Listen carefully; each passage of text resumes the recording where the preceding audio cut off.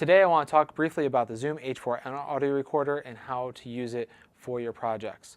Inside the case that the audio recorder comes in, aside from the audio recorder, you'll also find a handle that will attach to the bottom of it, so you can attach this to a microphone stand, a tripod that you can put on the tabletop to use it elevated from the table surface, a power cord to plug it into the wall and use it off of AC power instead of batteries,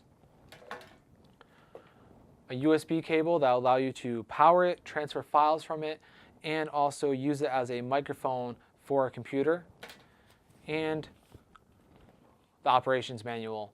So if you forget how to do something or you need to do an advanced feature, it's all right here. But here is the recorder itself. It comes in a nice plastic case to protect it. Simply take it out of the case, put the case back in the bag so we don't lose it, and here it is. Now first thing, you might want to turn it over and check that it has batteries inside of it. You can always get fresh batteries. The 2 AA batteries do last a long time for audio recording, so 2 batteries can last you for 8 to 10 hours of recording in reality. Here on the left side, you're going to see you have a hole for a remote that we are not using. You have a headphone jack, so you can monitor what you're listening to with a headphone jack. And there's the volume in reference to that and also the speaker on it. There's a spot to plug the USB cable in, and this is the power switch. So in order to turn on, you're going to push it to the right and hold for a second, and you'll see that is now powering on.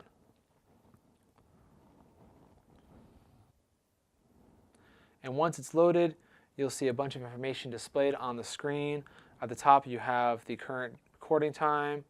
It gives you a file name and the file type, and also the recording sample rate that we're recording at.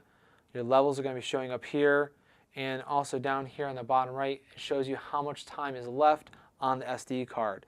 So this card has 12 and a half hours of recording time left on it, which is pretty big. SD card, where is it? That's a great question. If you go on the right side here, you also see you have the way to navigate the menu. So you have a menu button, and then there's a little wheel that goes up and down and it pushes in order to navigate the menu features. And you have a record level, so if you need to adjust the intensity of the recording, this is how you're going to do it.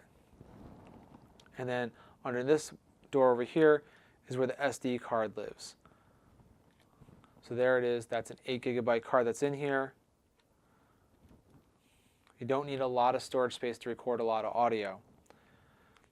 Continuing a tour, on the bottom of it, you see in the middle we have a place to plug in the AC jack for the power, and you also have 2 audio inputs. These will take either XLR cables for microphones or 1/4 inch for things like instruments. You can plug a guitar directly into these as well.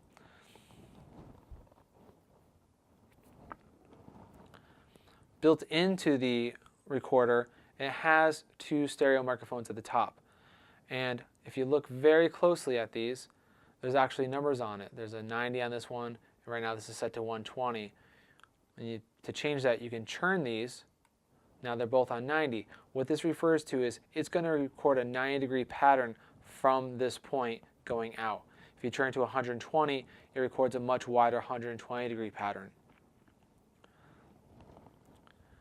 Looking at our buttons down here, you can see that right now inputs 1 and 2 are selected. That's referring to these inputs on the bottom labeled 1 and 2. If we want to use the internal microphones up top, we want to press the mic button here, and now it's going to use these microphones up here. Now I always recommend before recording anything, whether it's with the audio recorder or a camera, make sure you have a nice clean card to start with.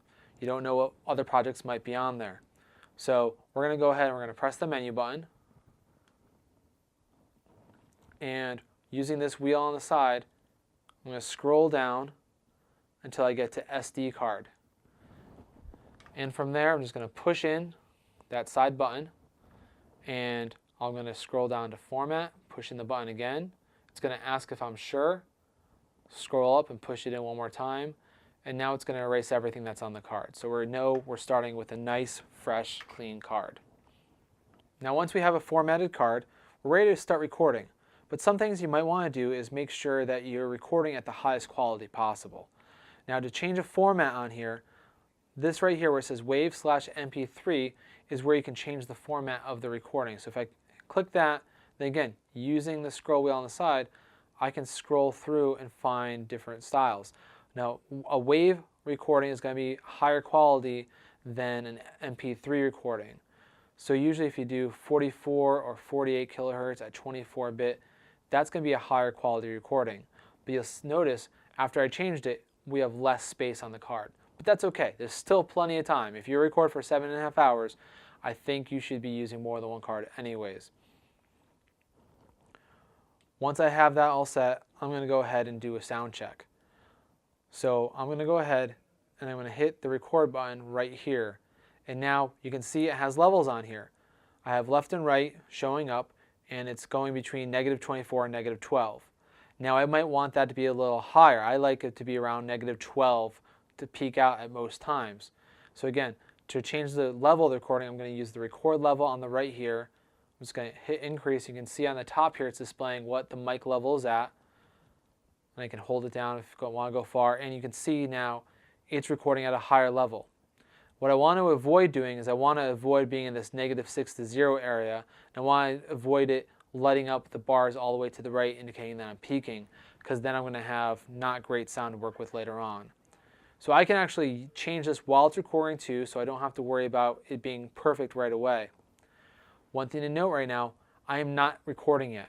The bars are active, the record light is blinking, but the numbers on top are not moving yet. In order to make sure I'm recording, I have to hit record again. Right now we're just in the record ready state, saying I'm ready to record, these are my levels. Now to record, I hit the record button, and now you can see the numbers are moving. It's always great to check. Am I recording? Are the numbers moving? That means I'm recording.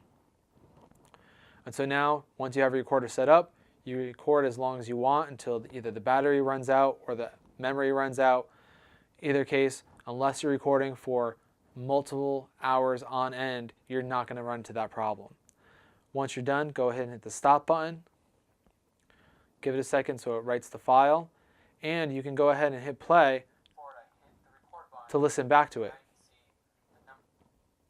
So you can go ahead and right away preview things. So if you want to just do a record check to make sure everything sounds great, record for 10 seconds, then listen to it back.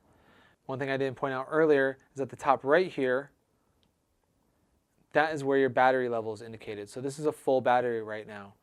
When you get down to 1 bar, that's when you should be replacing your batteries. As long as you are at more than 1 bar, you're probably good enough for at least an hour or two.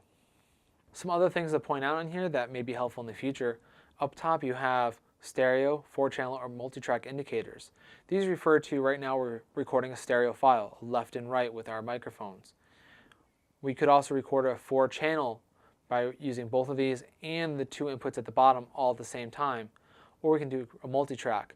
What that allows you to do is edit each one of these microphone inputs individually in post-production, because they'll record it as an individual track for each of the inputs on the memory card while you do it.